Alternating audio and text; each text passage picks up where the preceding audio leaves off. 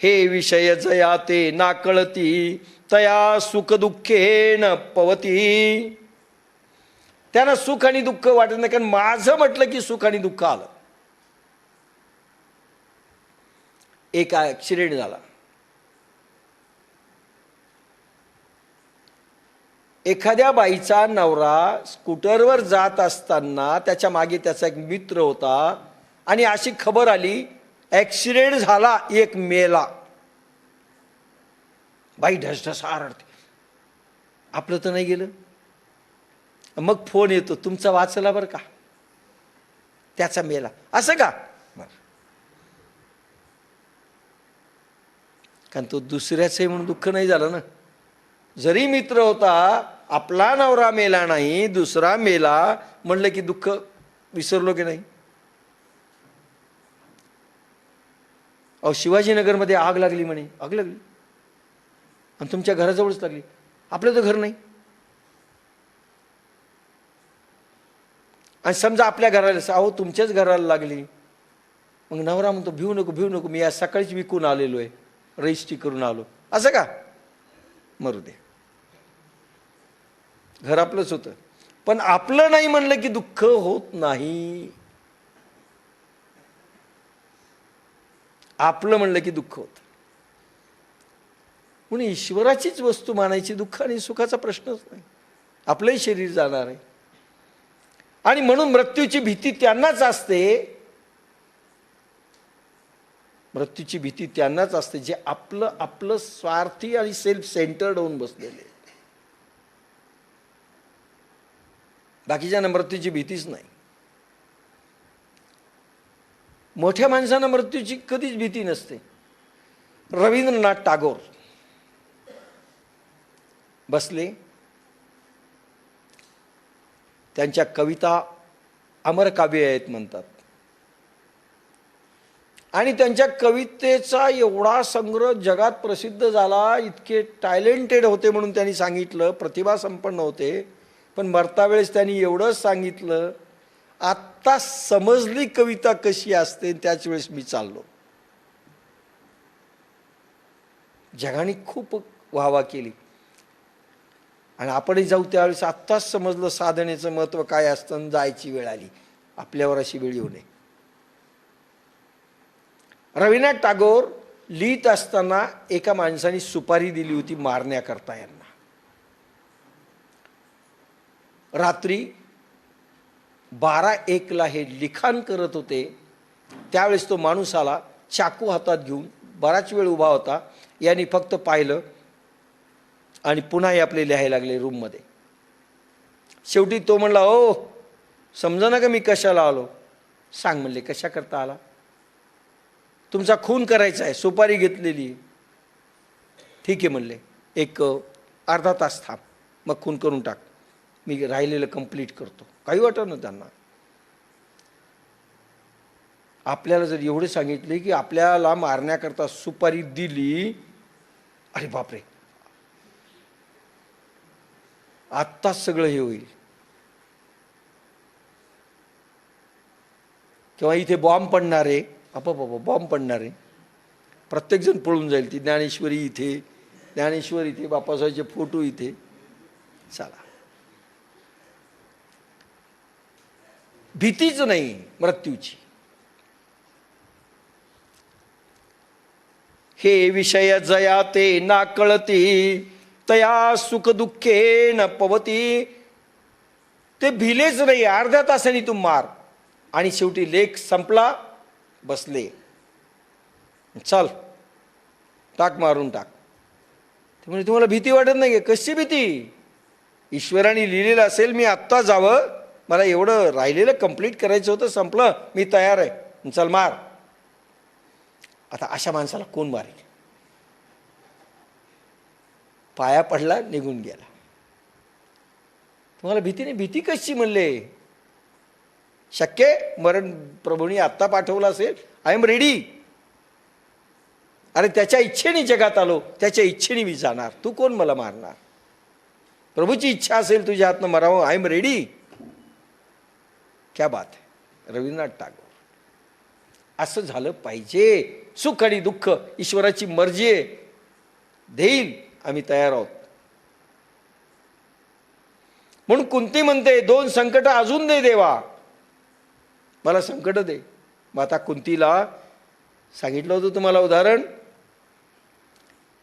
की भगवान ज्यावेळेस युद्ध संपलं, रात्रंदिवस हा पांडवांचा पाठीराखा, द्वारकाधीश द्वारकेला निघून जायला लागला. प्रत्येकाला मागतो, मागा तुम्ही. प्रत्येकजण रडतायत, भगवंता रात्रंदिवस तू सावलीसारखा आमच्या पाठीमागे होतात, संकटांशी आम्हाला काही आम्ही तमा बाळगली नाही, पण तू जाणार रे, तुझा विरसन होत नाही. प्रत्येकाला म्हणे मागा मागा मागा, एकेकाला प्रत्येकाने सांगितलं जस आनंद दे, सुख दे, आता पुन्हा संकट देऊ नको, वगैरे वगैरे वगैरे प्रत्येकाने काही मागितलं असेल. माता कुंतीकडे ज्यावेळेस गेले, आत्या मागा, काय मागायचंय, मी चाललो आता. म्हणे तू चाललास, कृष्णा एकच दे, तू संकट दे. धर्मराज तो एक तटकन उठून उभे राहिले.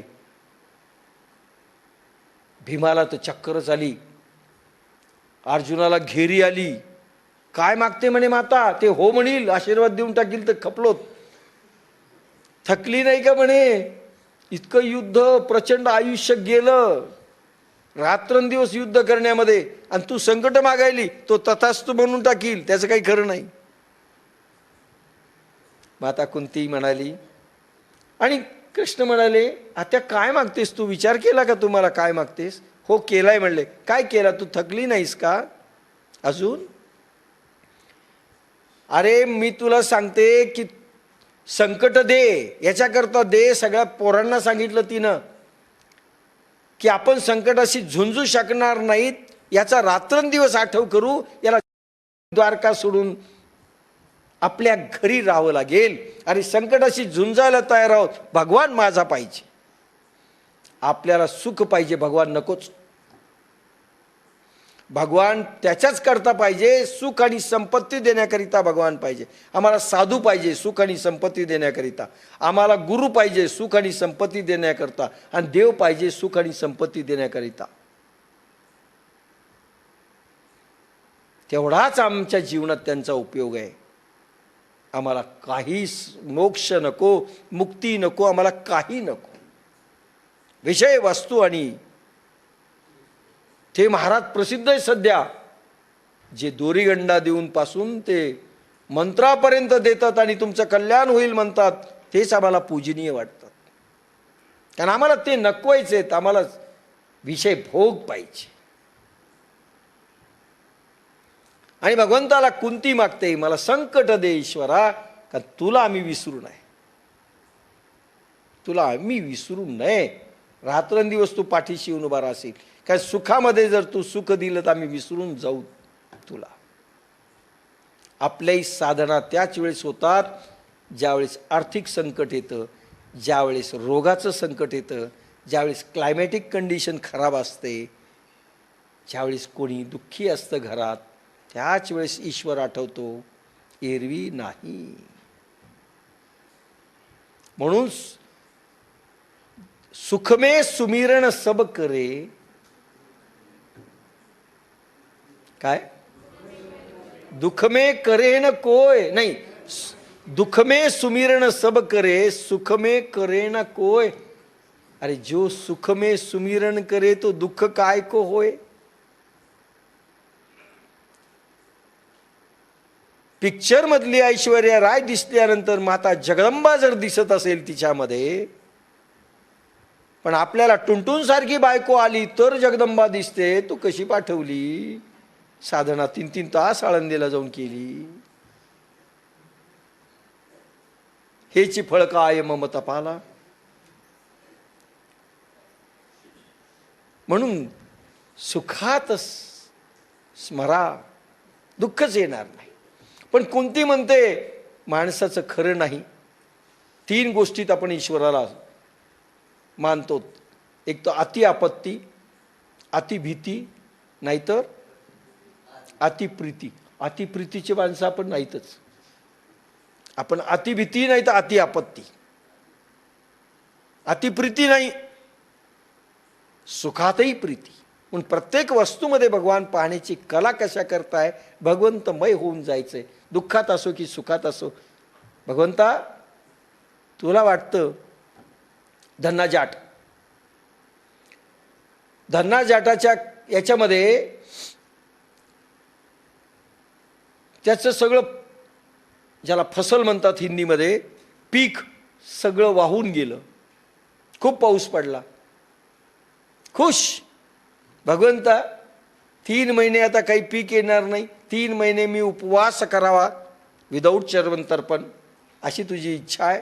येस गोविंदा, बेस्ट आहे.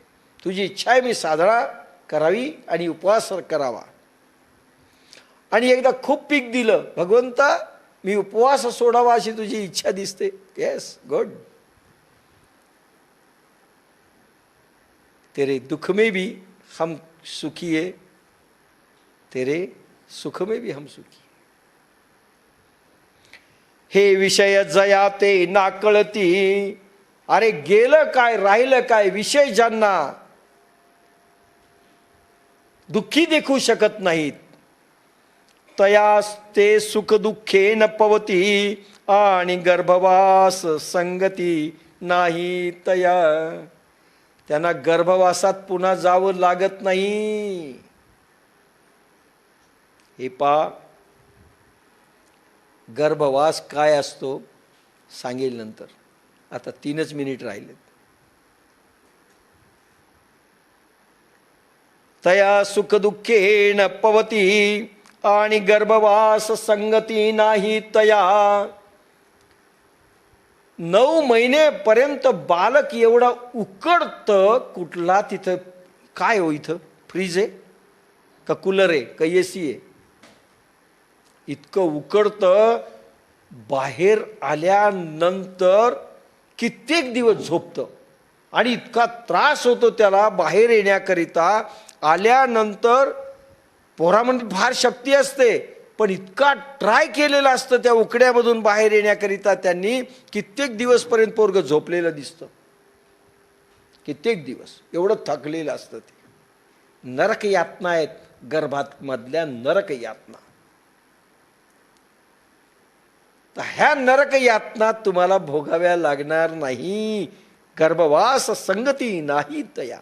नाही तर पुन्हा पुन्हा गर्भात यावं लागेल, उकडावं लागेल. नाका तोंडा सगळं नरक जात असतं. भयानक चित्र आहेत, डॉक्टरांकडनं वर्णन करून घ्या. म्हणून फार नरक येते, नरकाची यातना. म्हणून कित्येक महिने पोरग झोपतं. एवढे हातपाय हलवणारे पोरग पहा, किती किलोमीटर चालतं ते रोज. तुम्ही चालू शकत नाही. त्याचे हातपाय हालून त्याचं जरा अंदाजा बांधा किती किलोमीटर चालतंय ते इतकं थकून जातं. म्हणजे आपण किती थकून आलेलो आहेत. अनंत जन्मात आणि येण्याकरता एवढा त्रास सहन केला. आईनं तर केलाच केला, पण बाळांनी पण प्रचंड सहन केला. म्हणून गर्भवास पुन्हा नाही. अयोनी संभव, त्याला जन्माला यायचं असेल तर अयोनीमधून येईल. तुम्हाला गर्भवास पुन्हा नाही.